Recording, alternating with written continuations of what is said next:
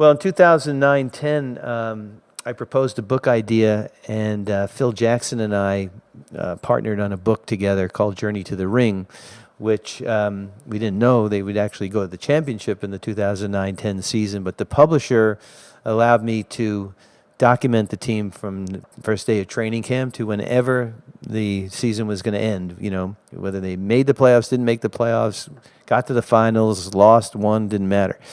And Phil wrote the copy, and I obviously photographed everything.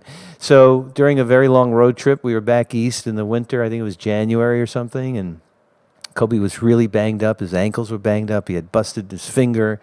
We had just played the night before in Cleveland, and we got into the hotel. It was 4 a.m. Next thing we know, we're at Madison Square Garden for a back-to-back that night. And this was about an hour and a half before game time, and he's literally willing himself, his body and his mind, to play. It was a true fly-on-the-wall moment because it looks like he's all alone, but it was a very busy locker room in that moment, and there was nowhere else for him to go to sort of meditate and get his body, mind ready.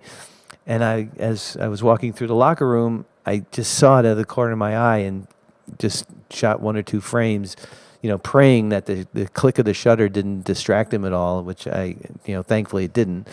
And it's one of my favorite pictures. It really speaks to his incredible preparation. Talk about obsession. I mean, any other guy would have taken that night off, but he wasn't taking a night off at Madison Square Garden. That was Mecca for him. And if he could physically and mentally get out there, he was going to make sure he did.